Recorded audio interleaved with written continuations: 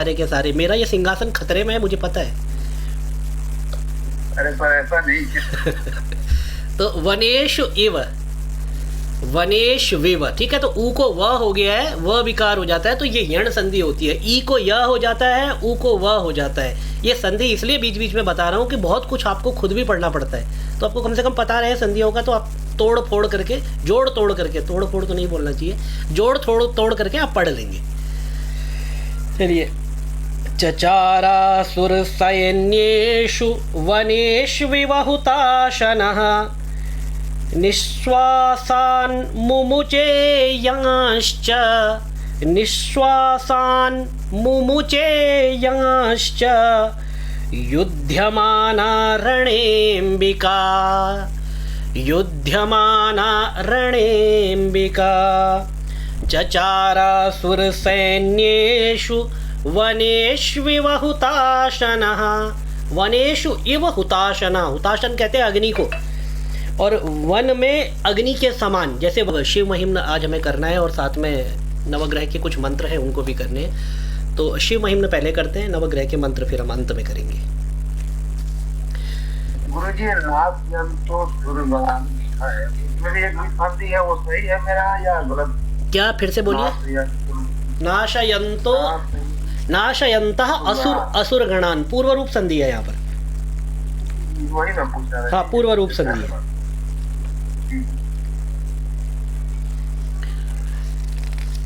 शिव महिम सभी के पास है?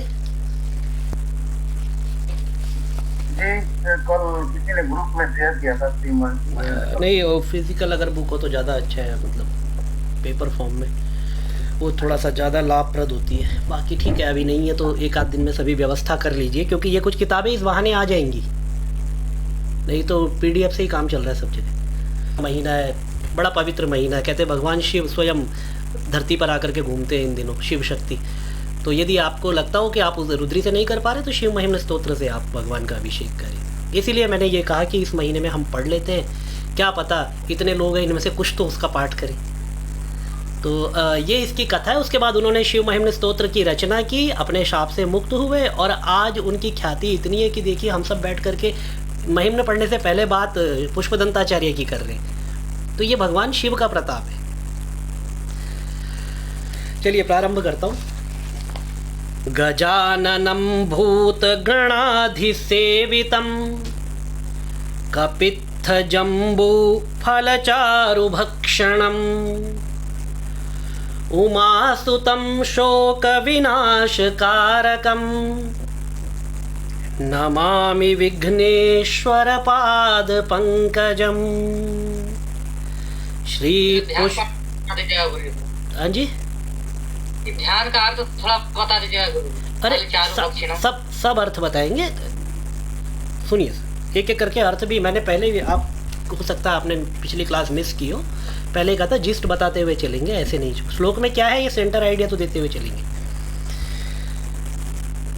श्री पुष्पदंत उवाच, यहाँ से शिव महिम स्तोत्र प्रारंभ होता है। तो ये पहला श्लोक है, तो गजाननम, गज आनन, गज मतलब हाथी, आनन मतलब मुख, और भूतगणादि सेवितम, भूतगणों के द्वारा जिनकी सेवा की जाती है।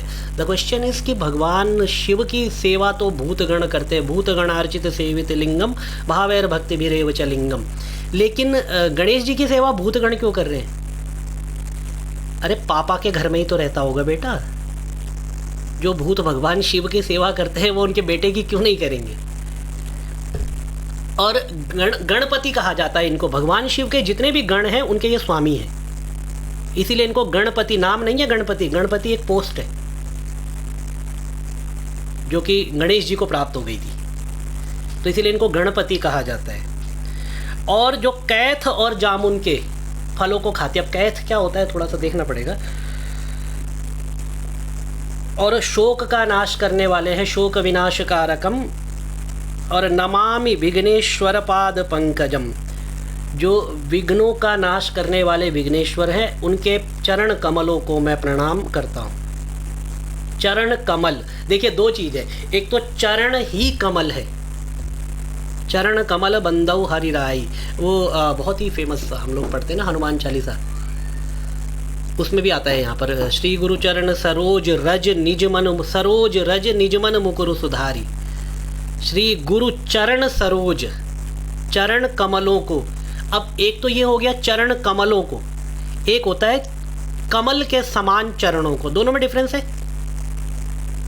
एक तो चरण ही कमल है और एक चरण कमल के समान है। तो जब चरण ही कमल है यहाँ पर होता है रूपक अलंकार, और जब चरण कमल के समान है तो यहाँ पर हो जाता है उपमा अलंकार। ये मैं आपको सीधा, आपको 9वीं 10वीं में आप लोगों ने पढ़ा होगा, वहाँ लेके जा रहा हूँ वापस। मैं भी सोचता हूँ कई बार, तब मैं भी ढंग से पढ़ लेता, तब मैंने भी नहीं पढ़ा। श्री पुष्पदंत उवाच, शिखरिणी छंद है इसमें। शिखरिणी छंद का लक्षण है रसहि रुद्रैश्छिन्ना यमन सबल गह शिखरिणी। रसहि, रस 6 होते हैं, 6 रसों के नाम लिख लीजिए। आज मैं बोर्ड यूज़ नहीं कर रहा हूँ, आज आपको लिखना ज़्यादा पड़ेगा, नहीं तो पहले तो वो कर लेते थे, हमारे यहाँ बच्चे बोलते टेप लेते थे, तो टेपना नहीं है, आज लिखना है। 6 प्रकार के रस हैं, मधुर, अम्ल, लवण, कटु, कषाय और तिक्त। अब बताइए संसार में इसके अलावा कोई 7वां रस हो तो? थोड़ा धीरे धीरे। हाँ, मैं रिपीट करूंगा रिपीट लिख रहा हूँ। मधुर, अम्ल, लवण, कटु, कषाय और तिक्त। हाँ, तो अब ये 6 रसों के अलावा, चाहे मोमोज खाइए चाहे पिज्जा खाइए, इन 6 रसों के अलावा कोई 7वां रस नहीं आएगा।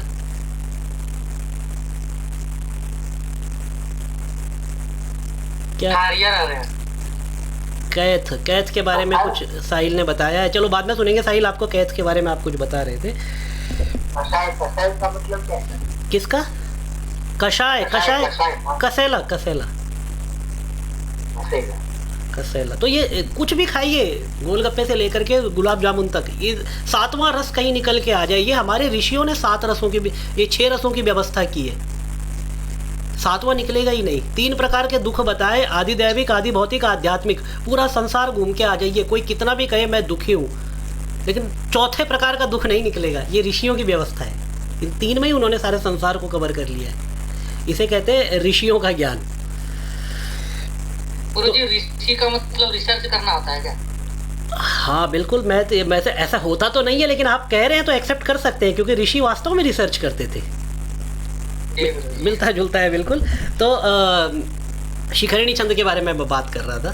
तो रस ही रुद्र, देखिए रस होते हैं 6 और रुद्र होते हैं 11। तो यहाँ पर छिन्न मतलब दोनों के बीच में गैप देना है, रस और रुद्र के बीच में। कहने का मतलब है रस 6 होते हैं, तो पहला विराम, श्लोक पढ़ते हुए पहली बार 6 अक्षरों के बाद रुकना है, और उसके बाद रुद्र होते हैं 11, उसके बाद जो बचेंगे वो 11 अक्षर ही होने चाहिए। ठीक है। अब यमन सबला गह शिखरिणी, ये भी और है, लेकिन वो आपको थोड़ा ज़्यादा भारी हो जाएगा, उसको फिर कभी समझाएंगे। उसमें गण है, यगण, रगण, मगण, वो फिर कभी समझाएंगे। अभी तो इतना समझिए कि 6 और 11 पर आपको विराम लेना है। तिक्त कैसा होता है? तिक्त तीखा होता है। मोनू कुमार जी। श्री पुष्पदंत उवाच, उवाच शब्द लिट लकार, ऐसा भूत जो हमने, भूत मतलब भूतकाल, ऐसा भूतकाल जो हमने अपनी आंखों से ना देखा हो, लॉन्ग पास्ट। अब उस नियम को फॉलो करेंगे आप 6 और 11 वाला, तो आपको श्लोक पढ़ने में कोई कठिनाई नहीं होगी। महिम्नः पारं ते परम विदुषो यद्य सदृशी,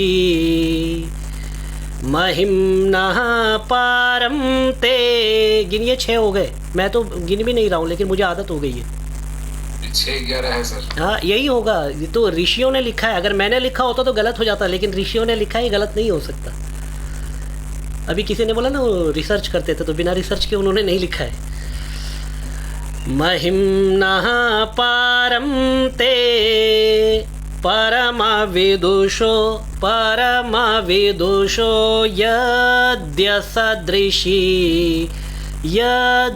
सदृशी स्तुतिर्ब्रह्मादीना